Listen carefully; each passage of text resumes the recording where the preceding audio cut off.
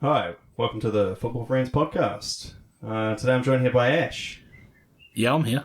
Hey, yeah, and only Ash. Paddy may come in at some point, but we'll see what happens. Yeah. Anyway, how you going? I'm good. I'm good. Yeah. So, what do you want me to start?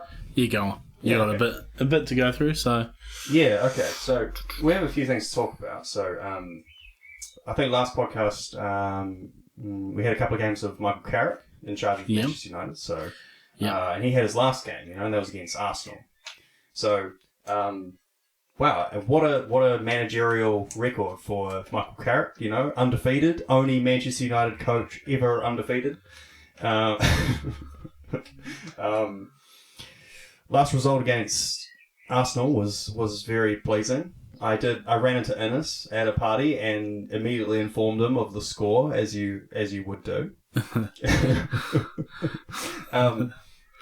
So very pleased to win 3-2, especially after going 1-0 down and being a little concerned.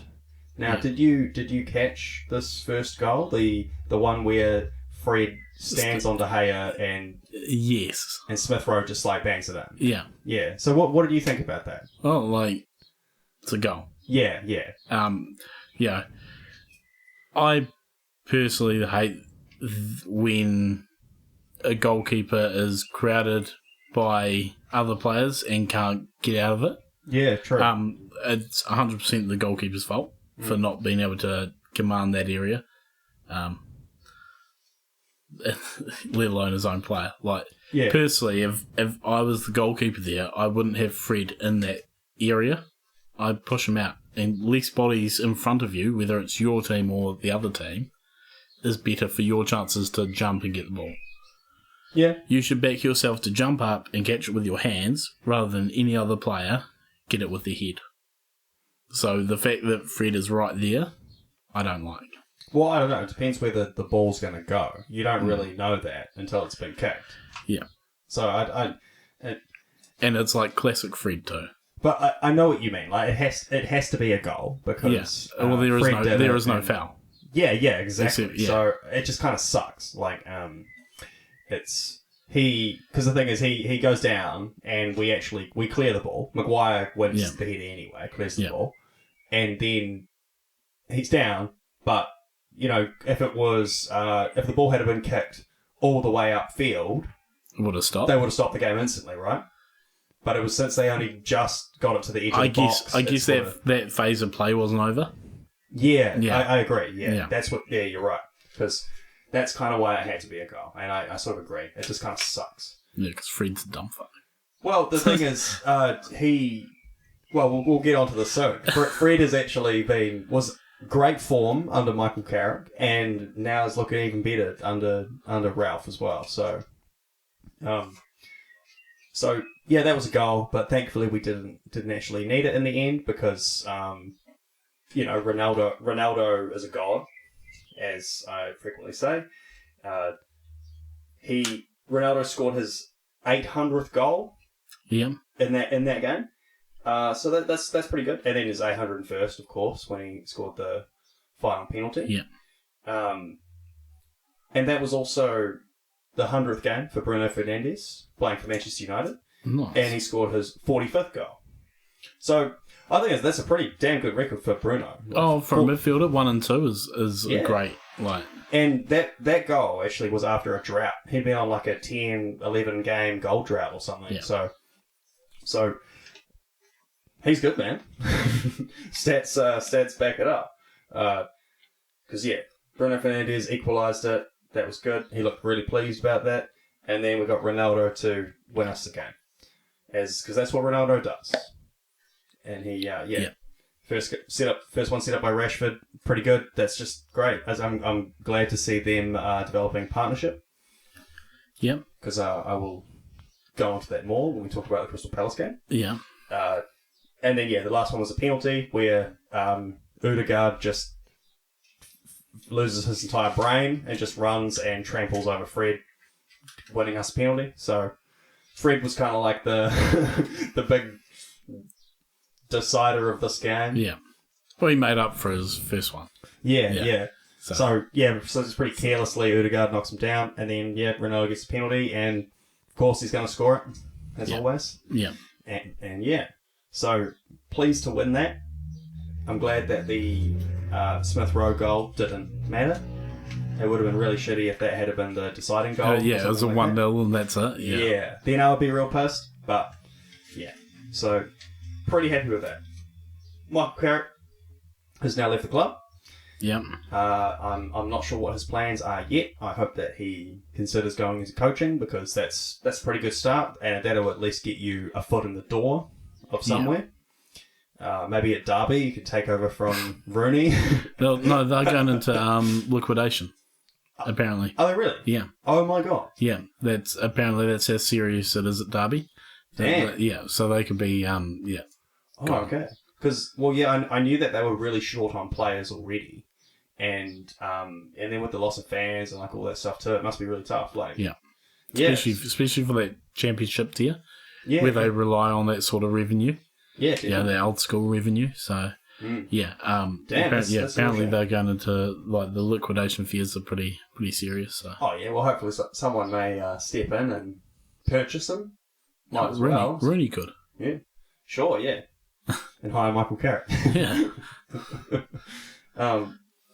Yeah.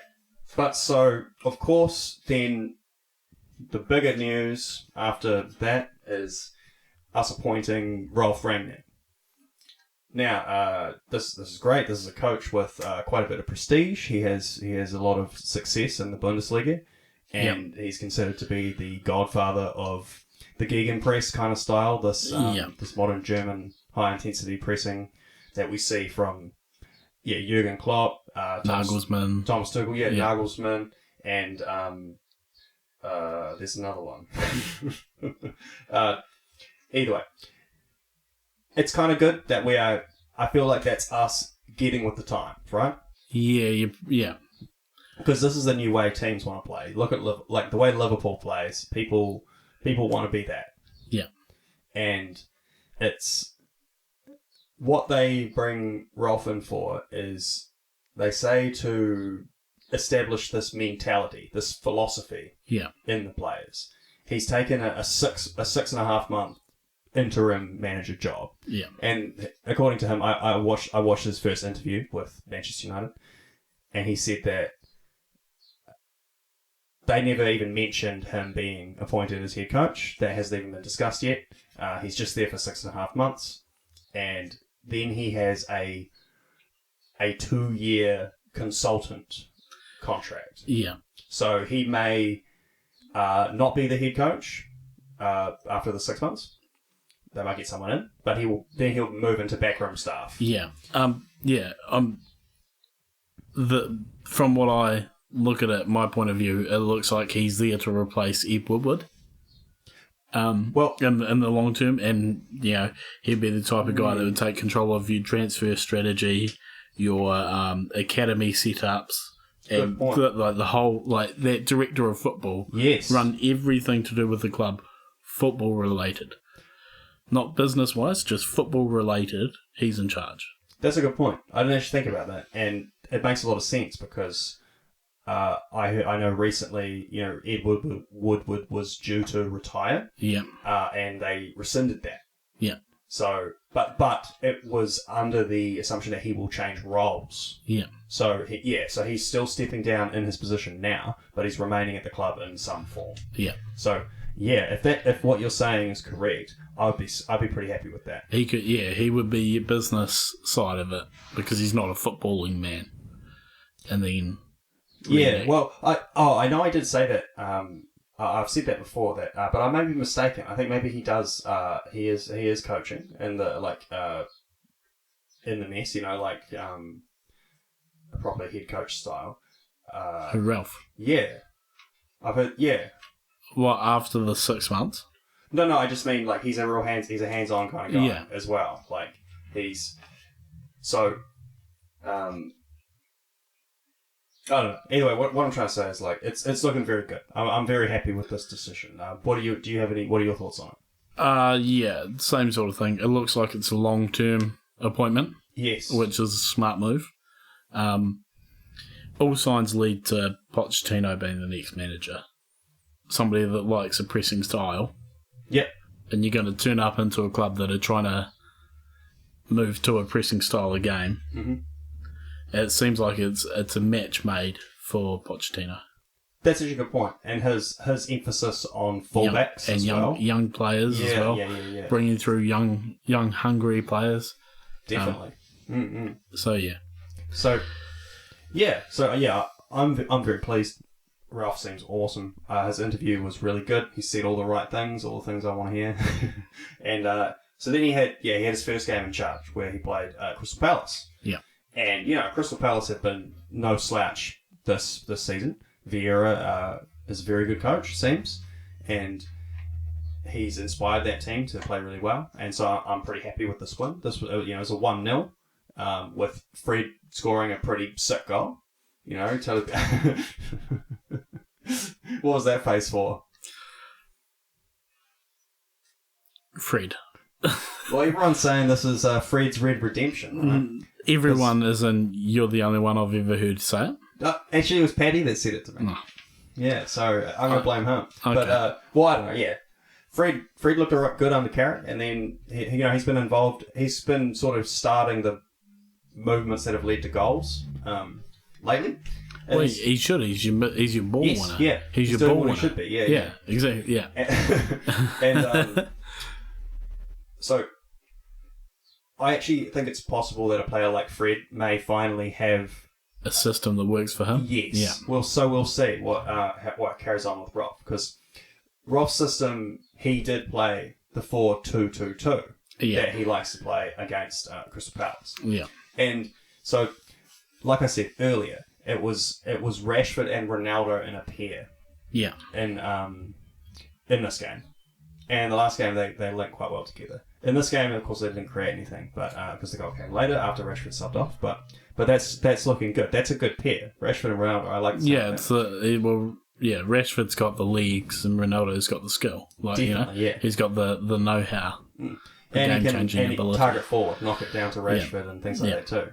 Yeah. And then so the two wide players were Bruno Fernandes and Jadon Sancho. Mm-hmm. And the way they kind of played was that they'd both kind of drift in and out, and they'd even swap sides. And because Bruno just sort of has they both kind of have a free roll in a way, and that was really good. And then you play two holding midfielders, Fred and McTominay.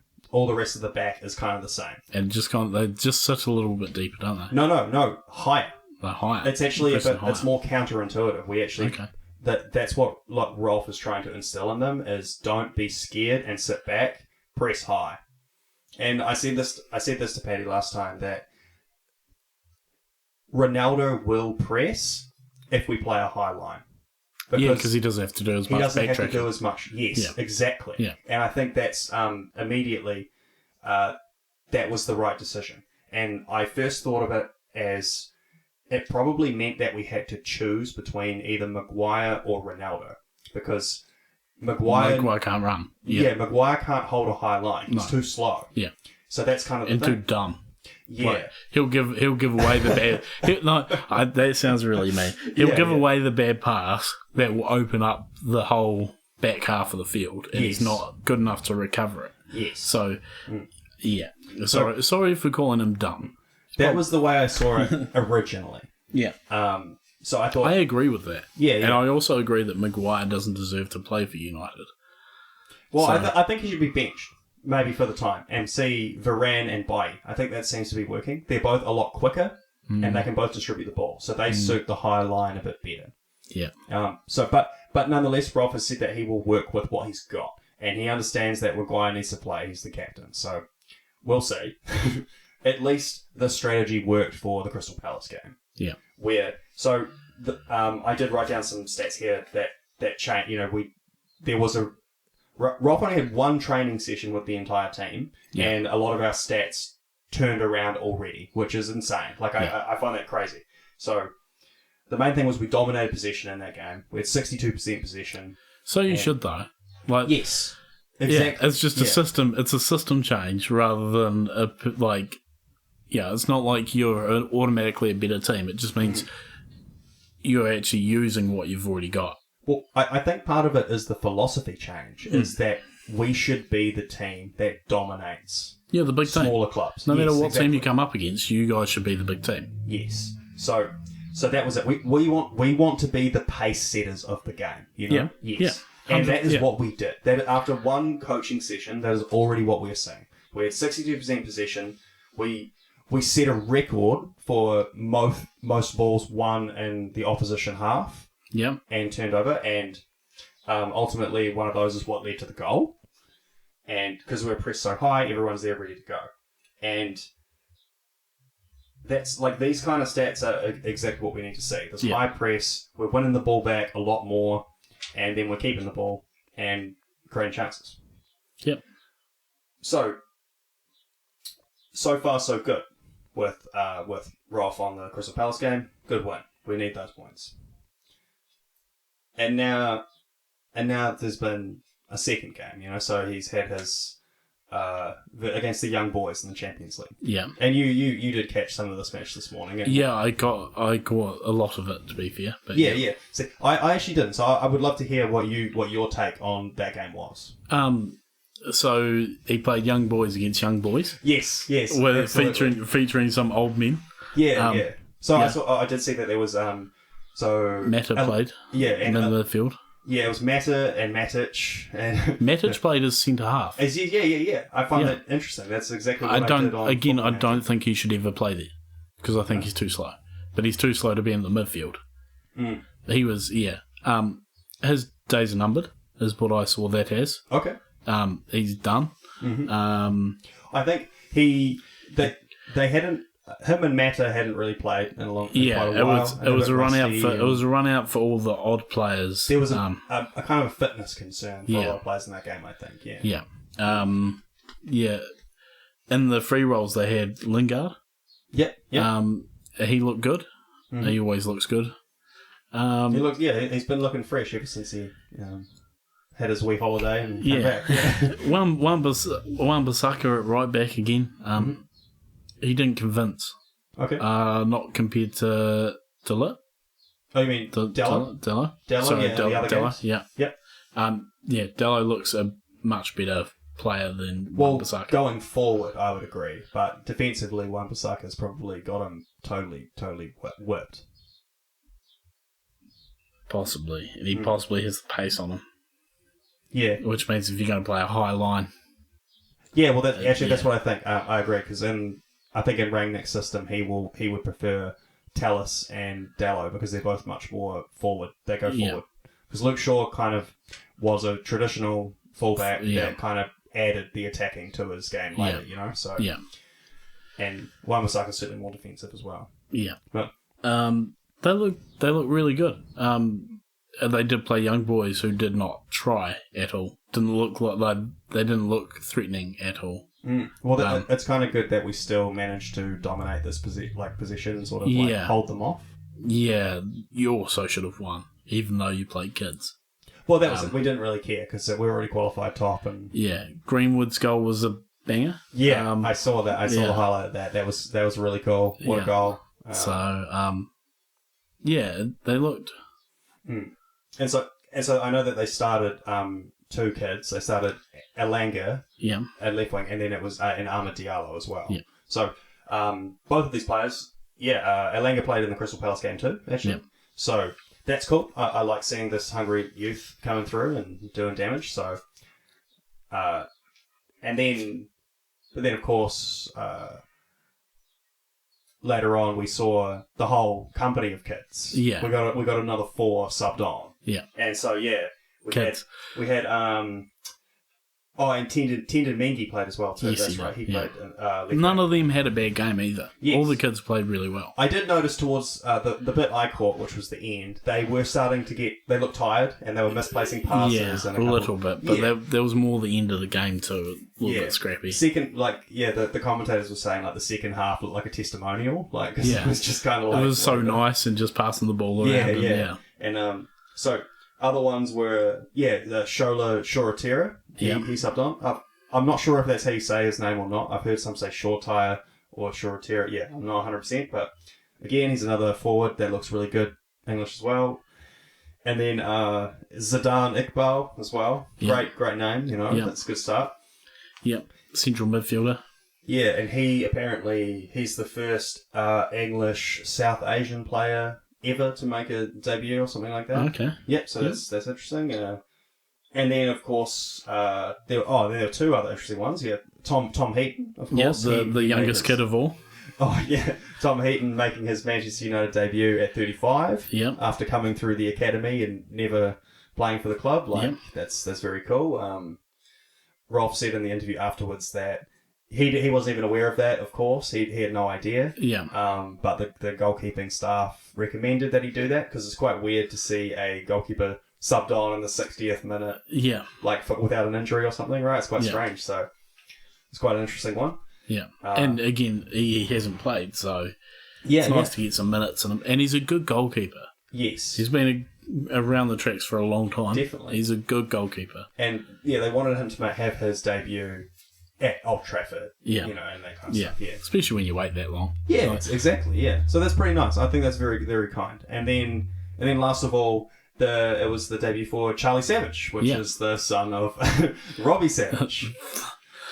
The famous Robbie Savage. And this was funny too because the commentators were like Robbie was commentating. He was commentating. Yeah, it was quite funny. Yeah. And then it was funny when the other commentator said something like, your son seems to tackle with a bit more elegance than you, Robbie. But taking the piss. He was like, you would have put him. They were like, you would have put him in the stands or something.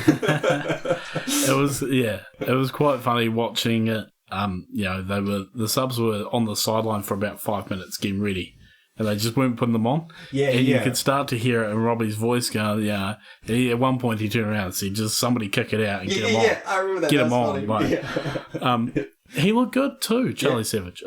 So Charlie Savage and Iqbal have played together since they were 5. Wow. And they're both central midfielders.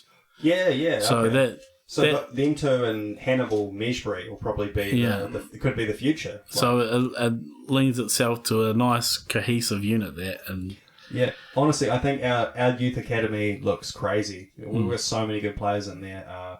I watched the highlight reel of this guy Alejandro Garnacho earlier today, and oh my god, he's a left winger and he's amazing. He's just tearing it up as well, and there's so many good players, and we still haven't really seen, like, Amad Diallo could be first team soon, he's not far off, and Alanga as well. So, there's a question for you here. If you were in charge of a team like that, would you have less first team players and promote more youth players in the competitions like the FA Cups, League Cups, play them against teams like Norwich or something like that? When would you rather have 22 first team quality players, or would you rather have, say, 17 first team players and have 5 or so young guys coming in? Honestly, I think we've the club's kind of realised that we can't. That's the way. We can't buy a title. Well, look at teams like Barcelona that have got into trouble by buying their, constantly buying their players rather than. Well, think about it. This is kind of what happened to Chelsea too, like a few seasons ago when they got their transfer ban. They leaned on their youth, and look at the benefit that had. Like, look at where Reece James is now. Like, and I think, Gallagher, exactly. Mason Mount, even Tammy Abraham, even Livramento, who transferred to Southampton. Like, that I actually think that it's the right time to do that. We have the talent, and we'll look at like Mason Greenwood and how good he is. Like, if we have more of those, we will we'll build a dynasty rather than just buy one title. And that's we want that dominance. We want to be a main contender every season. So I think that would be good. Because I know as a Spurs fan watching Harry Redknapp, he was a big fan of Europa League. It was all youth players. It wasn't as soon as he played a cup game that he didn't care about or wasn't concerned whether they win or not, it was change the whole thing, it's all youth. And just to get them on the field playing some games. I get you, but I just wonder if there's that, like you say, there is that change coming because people don't want to spend the money. Mm-hmm. Yes. Well, especially with players becoming $200 million, you want to grow your own, save some cash. Like, right. You know, Scott McTominay, Mason Greenwood, Marcus Rashford, Dean Henderson, all these players cost us nothing. Yeah. So, well, no transfer fee. So, yeah, that's what you want to do. And that's another reason why Ralf is good, is because he wants to do that.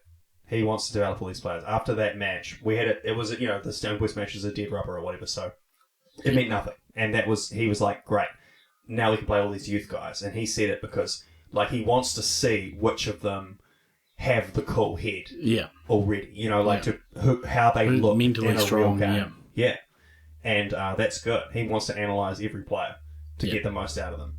And I think all the youth players, they did a good job. They didn't do any worse than anyone else could have. Mm. Yeah. And when you consider, they probably barely well, again, they've only had one training session too, and they've already adapted to this new style. I think it's easier for kids though, eh?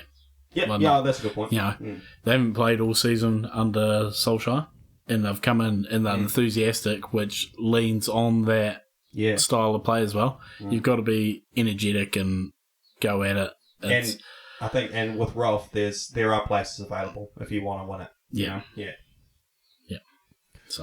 So yeah, cool. Well, I think I wanked on for a bit long there. So what do you want to talk about? We'll cover Spurs quickly. We played Norwich. It was a weird little game. The first 20 minutes was quite cagey. They looked quite good in the first 20. Lucas scored a banger. Oh, absolutely! I did. And then that kind of killed the game for them and won it for us. We went on to put 2 more away.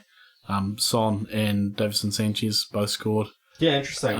Your defender's scoring now. He scored from a corner. It dropped loose and he just was inside the 6 yard and like literally thumped it.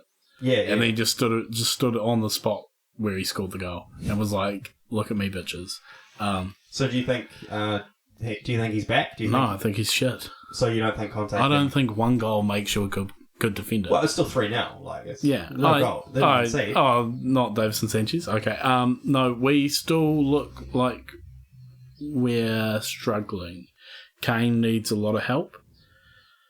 Why do you think that is? I don't know. I don't know whether he's playing. The system works for him, or he's just.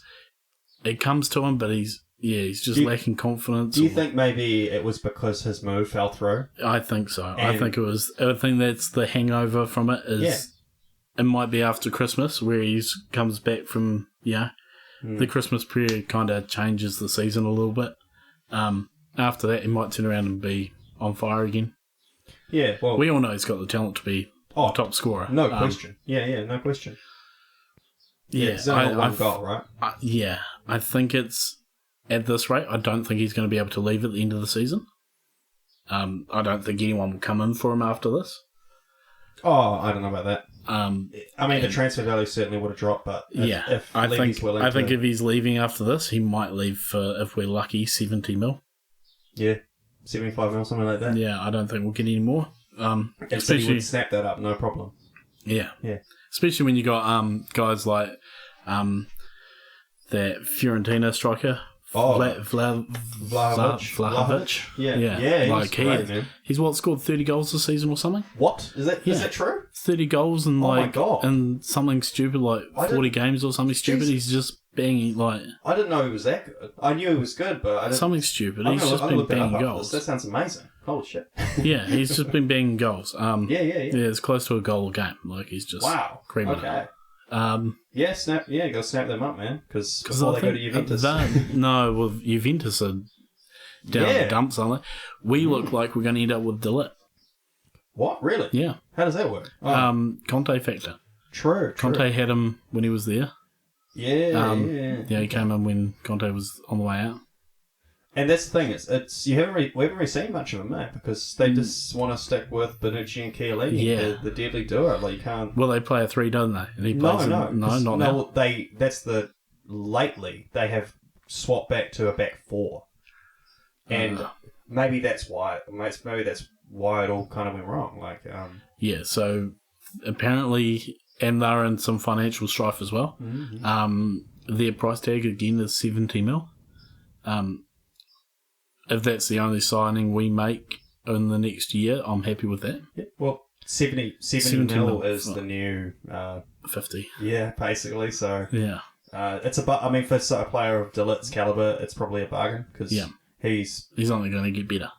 He's got years. Well, okay, but that's an interesting thing because the whole idea of him going to Juventus was him to learn from the two best defenders in the world. But has he learnt that? Yeah, I don't know. It's really hard to know. Yeah. Oh, he could have only have learnt. I guess. I don't think you can go backwards. But when you're that young, I guess. Yeah.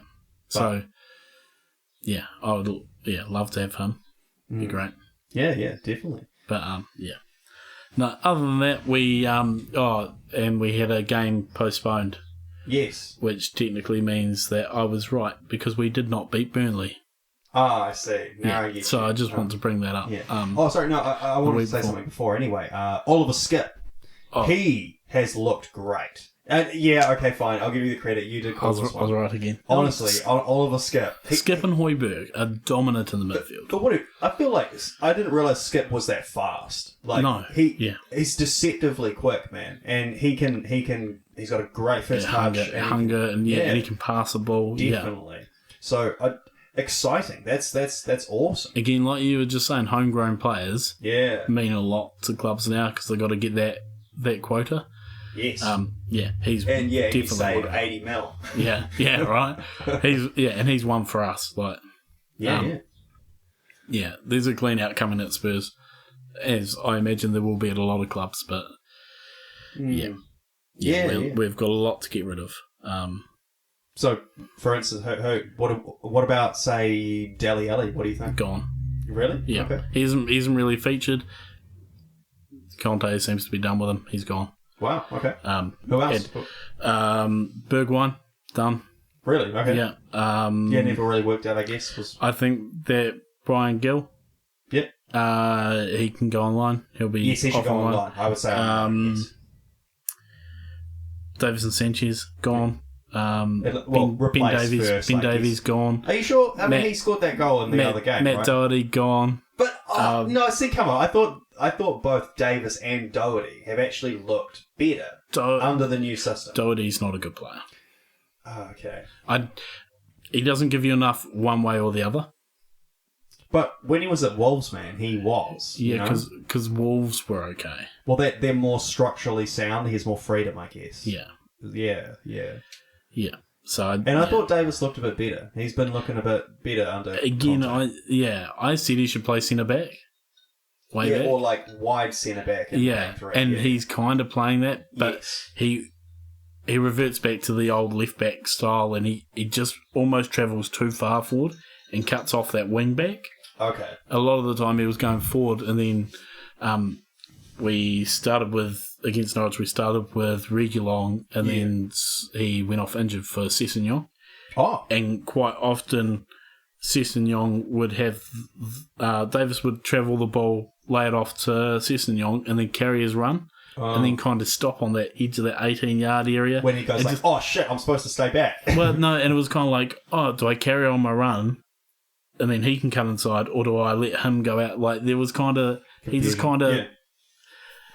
I just think his time's done. He's a good player. He'll be a good player for somebody else. Okay, so what about... that's the thing. Reguilon obviously is... left back, He's a good player. And then... maybe Sessegnon will become the understudy. Yeah. Because I was wondering if he was going to be someone who was go-to, because he hasn't quite, advanced. We haven't really seen... He is... when he's played, he had not looked good up until now. And he's slowly... I thought maybe he could go on loan too. Again, this role will suit him because it's what he played at Fulham. True. Okay. So that might make things. And I've said, and Conte said that Tanganga is a right back. Yep. So there you go. You've got him and Emerson Royale on your right hand side. Right. So I think we're looking at two centre halves. Rondon apparently gone as well. Joe Rodon. Joe Rogan. Joe Rogan. Oh, Joe Rogan's a beast, bro. So apparently he is been told that the only person that he's competing for a spot with is Eric Dyer. And he can't. And Eric Dyer has started every single game under Conte. I just knew that would happen too. You know, he's the only strong defender we have. Yeah. He might not be good all the time, but he's physically strong. People are scared of him. And he dominates that area, and he can pass a ball. People are scared he's going to hurt you. So. Yeah, he's a good player too. Like he can play with the ball at his feet. He's a genuine ball playing centre back because he's played centre half. Like but he's kind of shit. He's not the best defender, but he's if you have two other decent centre defenders next to him, and Ramiro and say if we had Delit there, you can afford to have a bullish average defender in Eric Dyer who gives you something different. Yeah, he'll be your first man in. He'll be challenging in the air. He'll be hurting you. Yeah, hurting you. Yeah, that's what he does. Yeah. Man marked the big striker up front. True. Well, so it sounds like you're expecting quite a few signings. No, I just want to get rid of a lot of people. Yeah, okay. But which I think that's something like Conte would do. Yeah. He gets the I think he has to. This season this season's the season for clear out. And if you don't finish where we should, so bad. It's not your fault. You come in after 10 games, it's not your problem. In saying that, we are 5th and 2 points behind West Ham. Oh, wow. Okay, that's good. So we are not, and we have a game in hand. Great. So we are not that far off the pace. Yeah, true. It's actually, it's quite deceptive. You think I think it helps that, again, Chelsea have lost their last 2. True. Yeah, and they've dropped back. They're now 3rd. When we were talking about who's going to catch it. Oh, yeah, good point. So, and again, they lost to West Ham. So there's that points change again. They're very close in points. How good are West Ham, man? They're amazing. Like that, yeah. The problem West Ham are going to have is when they come up against a small team and they can't get it done, and they'll drop points there. Whether they draw with, teams like Brighton and things like that, they might have too many of those sort of games. But, like West Ham Chelsea, 3-2. Yeah. Like, wow, what a banger. Yeah, crazy. And it was a good match too, yeah. Oh. It's kind of still looking like the Man City show. They don't even need a striker with the form that Bernardo Silva's on. Oh, right. Yeah. Well, saying it, Paddy, it's ridiculous how many high-quality Portuguese players there are in Manchester. Yes. We have 3 each, because we have Ronaldo, Bruno Fernandes, and Diego Dallo. Yeah. And then they have Ruben Diaz, Bernardo Silva, and Cancelo. Yeah. Like, that's half of the starting 11 for Portugal's national team. Yeah. So, and isn't it? Yeah, the City team is just Pep just finds a way to carry on winning. Yeah, well, they don't give up the ball. They just their system is so good. It's so much like the Barcelona system where anyone knows their role and they just slip into it and it all works. They don't even need another night. And reviving Marius playing some good football again. Definitely. And and Grealish as well. Yeah, Grealish is looking better.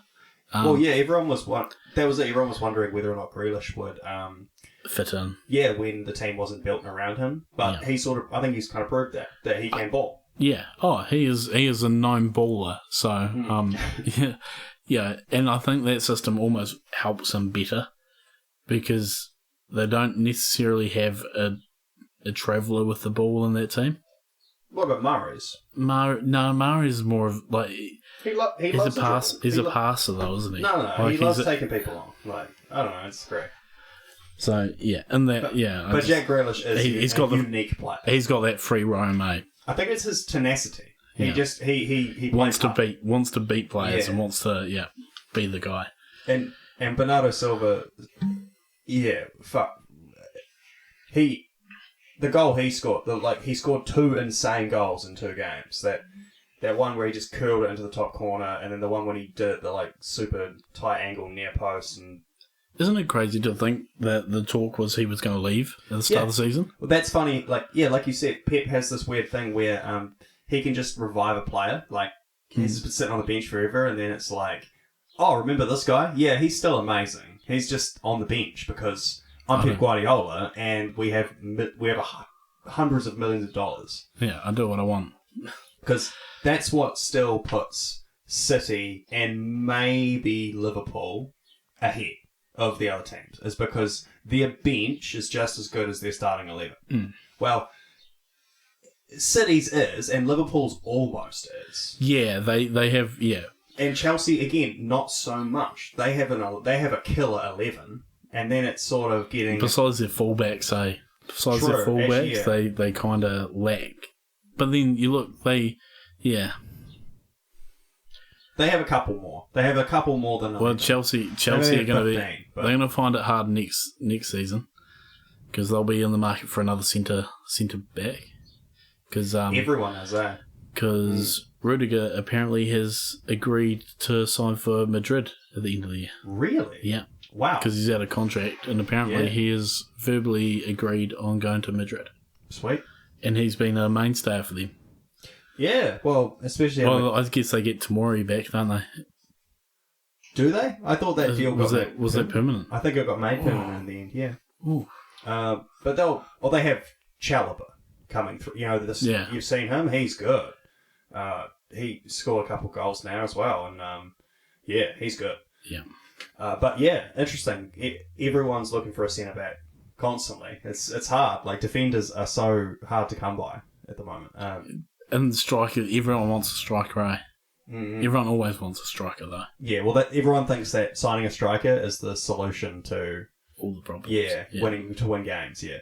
But actually, interestingly enough, after saying this, all these centre-backs that everyone wants, they happen to be all of the players that played under Ralf Rangnick in Germany. Like that Leipzig team, like all of those kind of guys. They're starting to fill up all the teams. Like, you know, Liverpool signed one of them, and Upamecano went with Nagelsmann to Munich, and like, so that's good. Hopefully he'll fix our centre backs. But all you're hoping is that his influence brings Haaland to. Well, that's true. Because he knows Haaland quite well. Yeah. They've worked together. They have a relationship, and it has been just made clear that it is true that he does have a $75 million release clause. Yeah. At the end of the season. But basically what that's going to mean is he has his choice of any club. Because every single club will just be like, I'll pay it, fine. If you want to come to us, we'll pay it. Yeah. And he can choose any. And it'll be name your wage sort of thing. Exactly. 75, we can give you the other 20 in cash. So in a way, that kind of rules out Madrid and Barcelona. Yeah. Because of their new financial fair play issues. Yeah. But then I would say PSG are out. But PSG could offer him like $1 million a week. Yeah, I don't think they are.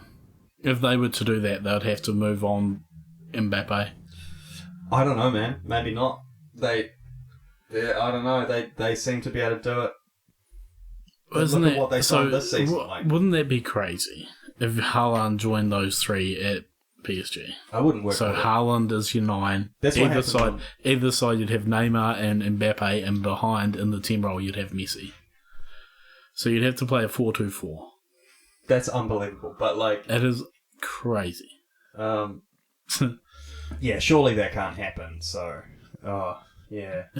It just who gets the ball?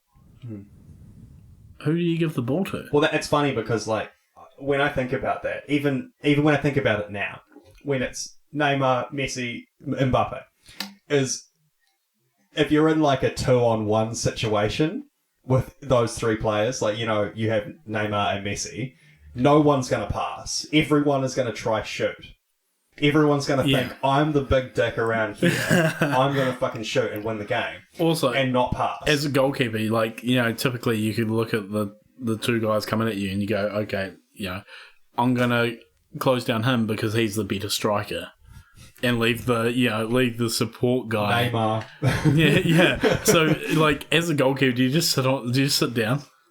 Just score. Like, well, it's almost like it's so ridiculous that you just the old kind of sweaty, think the old sweaty goal. But if it's those three, you're just like, well, it's almost like there's no pressure because it's like, these are the best players in the world. Like, if they score against me, everyone's just going to be like, well, yeah, that's what they do.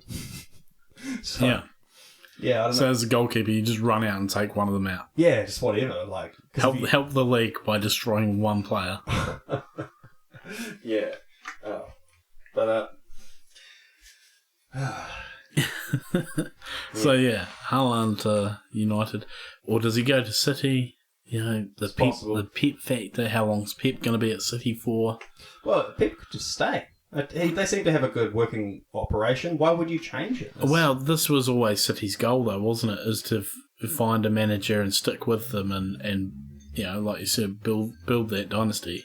Yeah, for sure. Well, he's building them like the kind of dynasty that, you know, Man U or Liverpool have had in the past, you know. And, well, that's what you need to have in the Premier League. That's the only thing that gets you prestige, really. And, you can almost say he'll be there until they win the Champions League. You feel like that's his only, like, you know, if he won't leave until he does that. And then after that, it would be... I'm so surprised he didn't win it last time. What a choke. Yeah. Against just a well-drilled Chelsea team, though, Yeah. Anything else you want to touch on? Villa, Leicester? Well, we should talk about the... a couple of games there. Well, I suppose we could talk about that. You know, Stevie G, he's beaten Leicester and, like, it looks... Beat Brendan Rodgers. So it's quite funny. Stevie G's off to a good start. He was nominated for Coach of the Month or whatever. After like 3 games. Yeah, but he's doing good. He's turned them around rapidly because they were playing like trash. Yeah, and now they look way better already. So Gerrard seems like he can coach. That's cool. It's probably just a matter of time before we see him at Liverpool after Jurgen Klopp.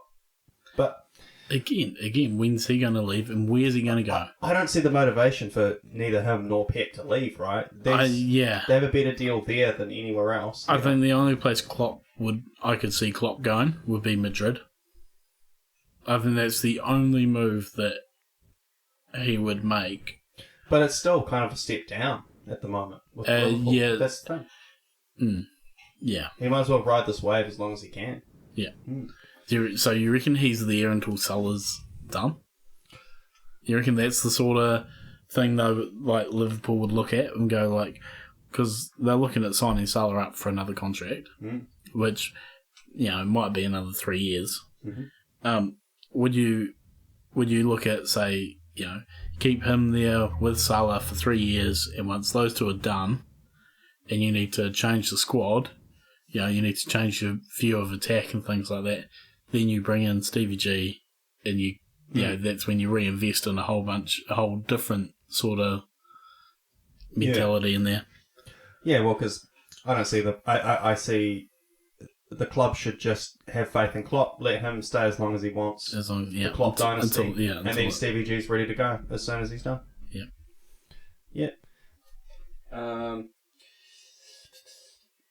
So I suppose we should talk a bit about the Champions League. Yep. Because we've sort of had the conclusion of the group stage this morning. And, you said that you caught some matches today. What ones did you... So I watched obviously the Man United game and the Bayern Munich game this morning. And I was Atletico Madrid as well? Yeah, yesterday I watched. Oh, okay. Yeah, so we already talked about the Man U game. Do you have any thoughts on Bayern Munich and against Barcelona, right? Yeah. So they destroyed Barcelona. Okay. Yeah. Javi's Barcelona as well. Yeah. Yeah. Again, starting to look good. He just needs time. Mm-hmm. They'll benefit from not being in the Champions League. As weird as that sounds. Yeah, Barca in the Europa League. Must have been a while. I've never seen it.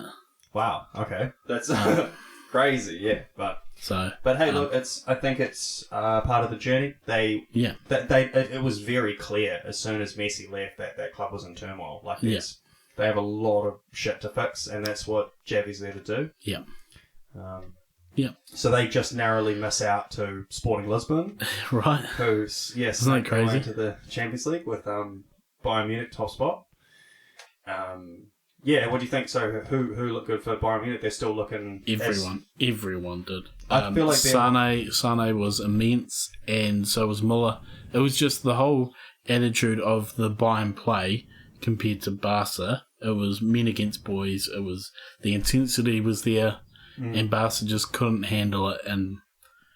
results are results. It was a 3-0 thrashing. So. Yeah, I suppose it is literally against boys because they have a lot of young players at Barcelona.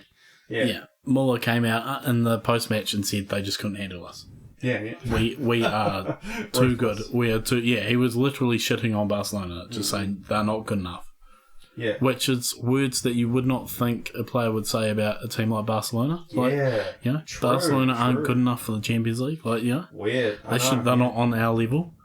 And I know that Bayern are the monsters of Germany, but So that's right. So you think they're a main contender for the Champions League title as well? Always. When you have a team that has somebody like Lewandowski in there. And the support play around them. They still didn't have their starting midfielders. There was no Kimmich or Goretzka. Right. And they still smashed. So who was it? Like Tolisso and Musa. Musiala. Jamal Musiala who scored. Yeah. Well, he's amazing too. Again, another youth. He's 18 or something insane. He broke the record. He was the youngest Bundesliga player ever. He was 17 in one day when he played his first game. Yeah. And isn't that crazy though? Like those two dominated a Barcelona midfield. Yeah, nuts. That's weird. Scary. Like it just emphasises how bad Barca are at the moment. Yeah, the financial change really screwed them big time. Again, and again they'll be having a clean out. Yeah. That's the thing is they can turn it around. I think a lot of those Koeman boys will be gone. Who do you mean? So Memphis. I think. The other striker, the De Jong. De Jong, yeah. Yeah. No, it's not. Is it De Jong? Yeah, Luca De Jong. Oh yeah, Luca De Jong. So there's two De Jongs, but yeah. Yeah, true. That's It's kind of funny. Yeah, so I think there's a few changes going on there. And the Atletico Porto game. That I watched the day before. When you think about it, it's two very tough teams. Neither of them play the best football. Porto are up for a scrap though. They love it, yeah. Aren't they? But isn't that the Simeone game? And it was, and the thing was, it was 0-0, and then all of a sudden there was a red card. So the ball had started to get a little bit like, both teams were playing for the final spot. Yeah, because it was whoever won the game actually got through, right? Yeah.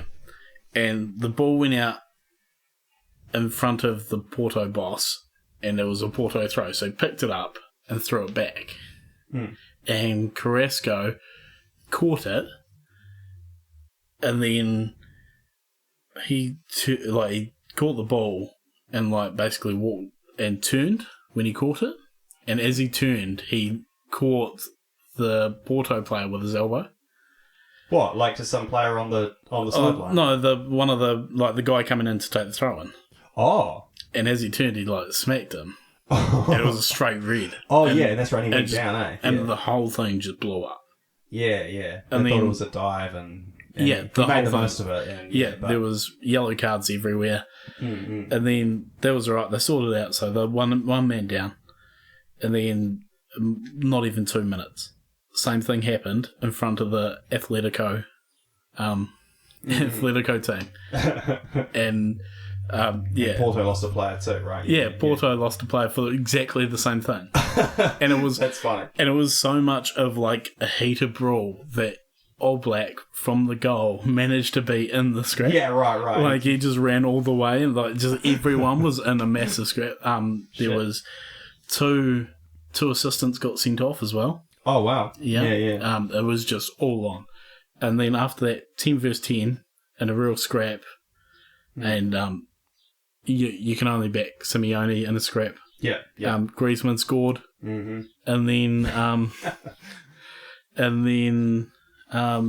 that's funny. Griezmann getting through the Champions League after Barcelona doesn't. Yeah, right. Oh my God, they're so keen to let him go, and then he scores the winner that gets them into the Champions League.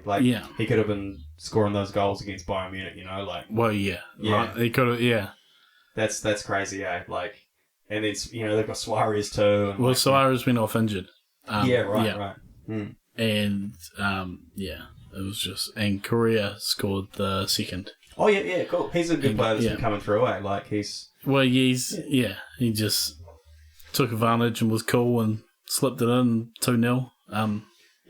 So the end of that group, we've got Liverpool and Atletico Madrid are now through. Yep. And so Porto ends up in that Europa League spot. Yeah. They'll be contenders at Europa League. Oh, no. Not with Sevilla in it. So the gods of the Europa League. Yeah. But that's jumping ahead because I was just going to say that it's crazy that was definitely the group of death. And then it's AC Milan that actually doesn't get through at all. They don't even get into Europa League. Yeah, right. Yeah. And they have a great team. It's crazy. And then some other ones. Liverpool actually goes through with 6 wins. Yeah. Crazy. Dominant. And the only other team that did that was Ajax. Yeah.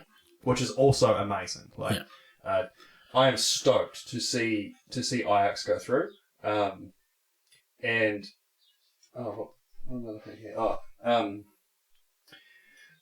So Ajax get through, and Sporting Lisbon, and Dortmund miss out there. Dortmund coming third. Sorry, I made a mistake. I can't remember who was ahead of Barcelona. I'll get back to it soon. Ajax and Sporting Lisbon get through. Ajax qualifying top, and Dortmund misses out. Even though Erling Haaland did his best to try to score some goals. He's been missing though, hasn't he? He was out, for a bit, and now he's back, and they were back to their old tricks, but still wasn't enough to get him through. And they missed out on goal difference as well,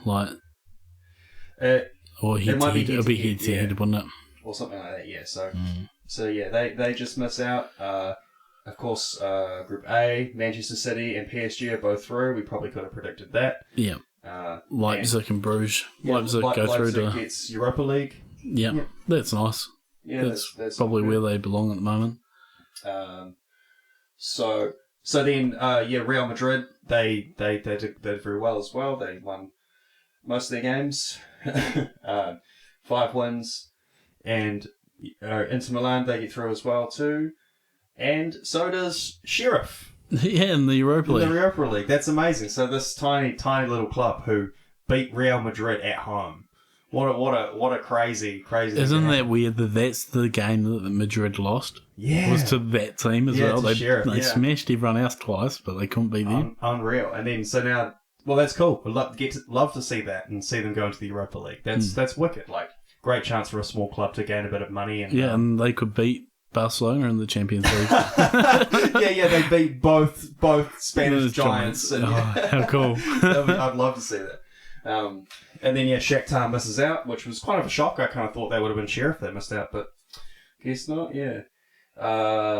Sorry, my mistake. It was Benfica that... what a slap in the face.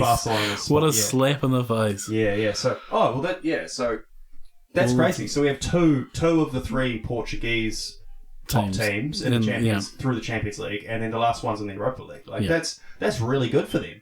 That league. Well, Benfica have the one and only Jan Vertonghen. Oh, true. So after which means a lot. After whatever happened with Eriksen's wife. Yeah. Maybe that's why his heart couldn't take it. Oh my God. I'm sorry. Bayern Munich through top. Oh, sorry. Bayern Munich also won all 6 games, but that doesn't surprise me. They're only 1 goal difference behind Ajax. So, that's insane. Benfica, Barcelona. And then so our group, we got, we're through. Manchester United through top, and our last game didn't matter. That's why we didn't give a fuck today. But the other match, though, between Villarreal and Atlanta was delayed through the same, it was snow or something like that. Yeah. So that game is supposed to be tomorrow, I believe, and they will be playing for that spot. Isn't that cool? I like when you have to go up against the other team to make it.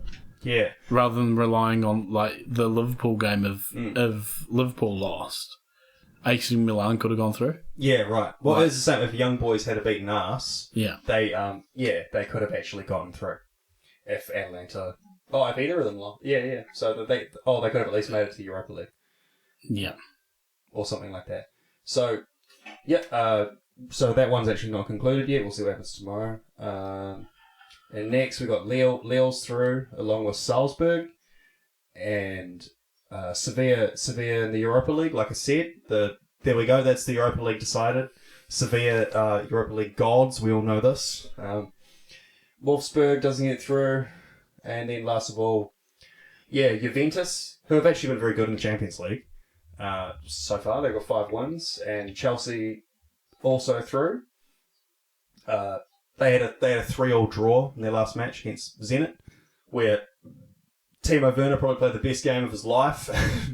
Did he miss 3? He scored 2 and assisted 1. 3 own goals. Amazing. Who knew? Who knew he could do that? But yeah, so pretty strong Champions League, looking good.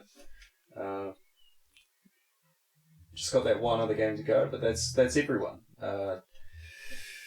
Obviously, main contenders. There's a lot of main contenders. You know, Manchester City, PSG, Liverpool, Bayern Munich, Real Madrid, are up there again. Juve on their Champions League form. Chelsea, Liverpool. Oh, it's a Champions League for a reason, eh? Yeah. It's going to be a really good one this season, I think. Just with the level that all of these teams are playing on. Yep. A lot of these teams are like peaking right now, so it's going to be really cool.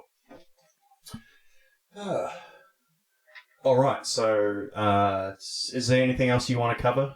We've got the preview for next match day, but that's it. That's it. Yeah. Let's bring it up. Yeah. Right. Okay. So, going from the top, we'll start with we got Brentford at home against Watford. It's the Bees on the Hornets. the battle of the Stingers. Tough one, eh? Yep. Well, there's going to be another. There's actually another fixture as well. Between now and the next podcast, there's some Wednesday games as well. So we play the Brentford Bees after them as well. Okay. Yep. So that's Brentford Watford. Then we've got Man City versus Wolves. That's going to be an interesting game because both those teams like to hold a lot of possession. Yeah. And City will smash. So it's got to be City. You'd say so. Arsenal will play Southampton. I was saying that Arsenal have had some like ghost stats.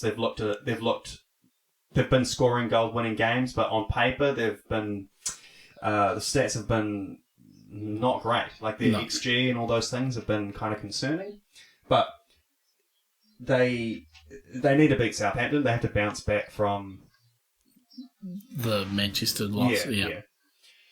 They lost to Everton as well too last week. So they were not on good form. So they need to bounce back. They need to get a win here.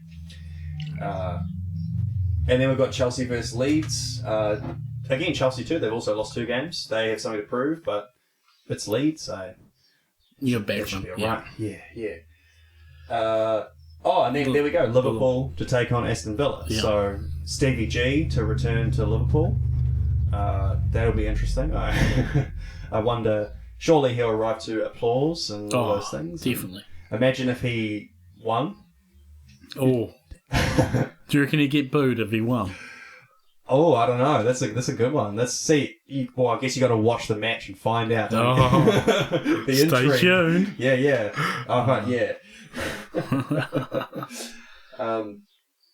And then of course. And then we will take on Norwich. Norwich at home. Manchester United will go there. You guys put them to the sword pretty good last week, and I expect the exact same from us. We want to see. Maybe Mason Greenwood should probably have a start. He's been good lately. I think he's over Rashford, possibly. Rashford's been okay too. I don't know.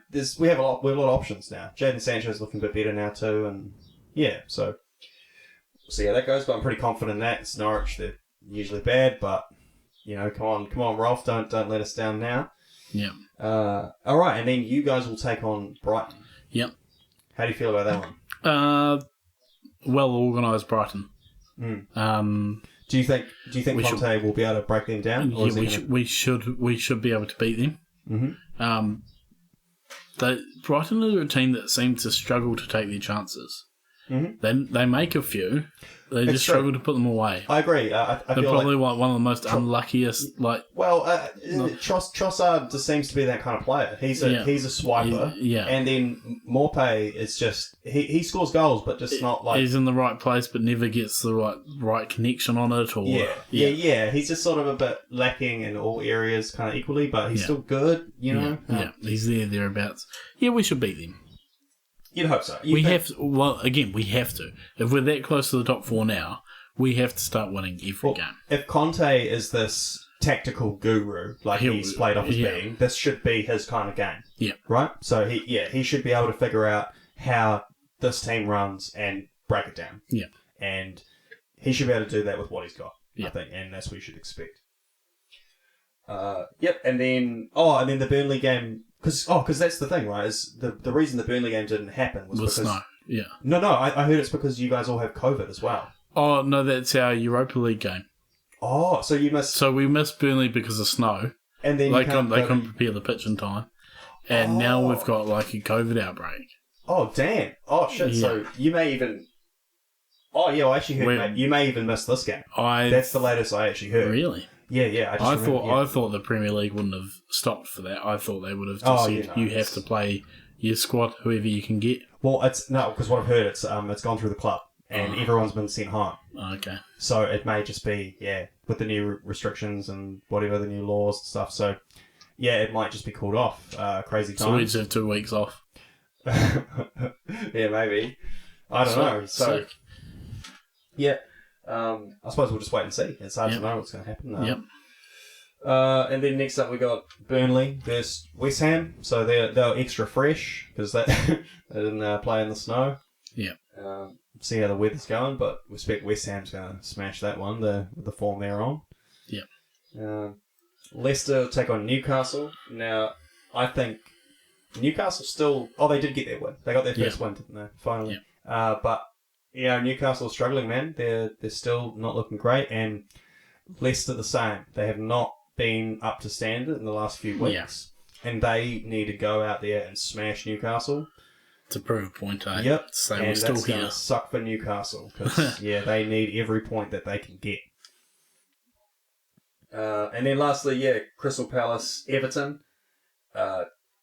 Crystal Palace should probably be pleased that they only lost 1-0 to us.